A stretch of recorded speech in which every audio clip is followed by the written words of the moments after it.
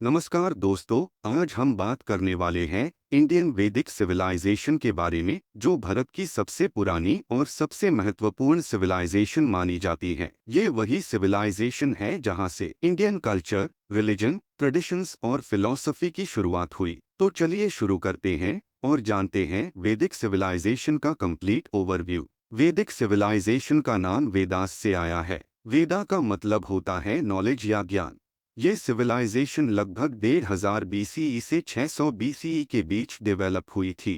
इस पीरियड को हम वैदिक पीरियड कहते हैं, जिसे 2 पार्ट्स में डिवाइड किया गया है। और ये वैदिक पीरियड, जिसे ऋग्वैदिक पीरियड भी कहते हैं, और लेटर वैदिक पीरियड।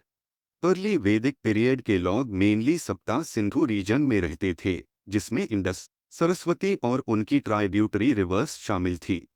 इस टाइम पर लोग ज्यादातर विलेजेस में रहते थे और उनका मेन ऑक्यूपेशन कैटल रियरिंग था। काऊ को वेल्थ और प्रॉस्पेरिटी का सिंबल माना जाता था। सोसाइटी का स्ट्रक्चर काफी सिंपल था और लोग एक दूसरे के साथ कोऑपरेशन के साथ रहते थे। अर्ली वैदिक सोसाइटी में वर्णा सिस्टम था, लेकिन वो रिजिड नहीं था। वर्णा का बेस बर्थ पार नहीं, बल्कि ऑक्यूपेशन और क्वालिटीज पार होता था। विमेन की पोजीशन काफी अच्छी थी, उन्हें एजुकेशन मिलती थी और वो रिलीजियस रिचुअल्स में भी पार्टिसिपेट करती थी। इस पीरियड में रिलीजन नेचर बेस्ड था। लोग नेचुरल फोर्सेस की वर्शिप करते थे, जैसे इंद्र, अग्नि, वरुणा और सूर्य। यज्ञ और हिम्स का इम्पोर्टेंट रोल था और ज्यादा कॉम्प्लेक्स रिचुअल्स नहीं होते थे। टाइम के साथ जब सोसाइटी डेवलप हुई, तब हम लेटर वैदिक पीरियड में एंटर करते हैं।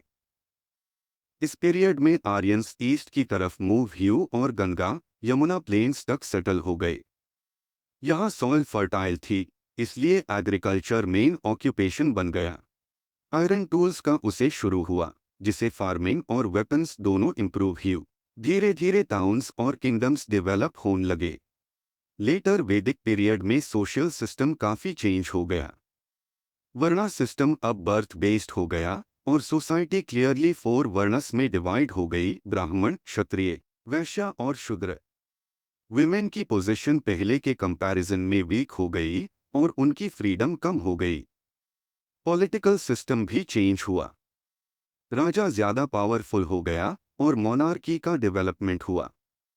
सभा और समिति जैसे डेमोक्रेटिक इंस्टीट्यूशंस का इम्पोर्टेंस धीरे धीरे कम हो गया।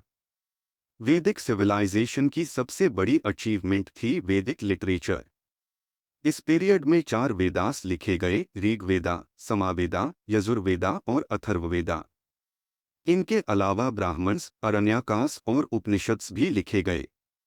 उपनिषद्स में डीप फिलोसॉफिकल आइडियाज मिलते हैं, जैसे आत्मा, ब्रह्मा, कर्मा और मोक्षा, जो आज भी इंडियन फिलॉसफी का कोर है।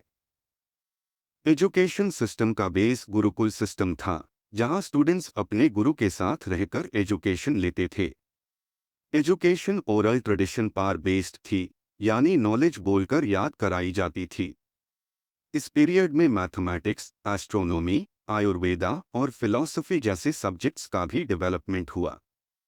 अगर हम वैदिक सिविलाइजेशन का इम्पोर्टेंस देखें, तो इसने भारत को religion, spiritual knowledge, social values, yoga, meditation, Karma और रीबर्थ जैसे कॉन्सेप्ट्स दिए। आज भी इंडियन कल्चर, फेस्टिवल्स और ट्रेडिशंस में वैदिक सिविलाइजेशन का डीप इन्फ्लुएंस क्लियरली दिखता है। एंड में यही कहा जा सकता है कि वैदिक सिविलाइजेशन सिर्फ एक हिस्टोरिकल पीरियड नहीं थी, बल्कि ये नॉलेज, वैल्यूज और बैलेंस्ड लाइफ का फाउंडेशन थी। इस सिविलाइजेशन ने यूं सिखाया कि नेचर के साथ हार्मनी कैसे बनाई जाती है, नॉलेज का रिस्पेक्ट कैसे किया जाता है और एक डिसिप्लिन्ड और मीनिंगफुल लाइफ कैसे जिया जाता है। अगर आपको ये वीडियो इन्फॉर्मेटिव लगा हो तो लाइक, शेयर और सब्सक्राइब करना मत भूलिएगा। Thank you for watching.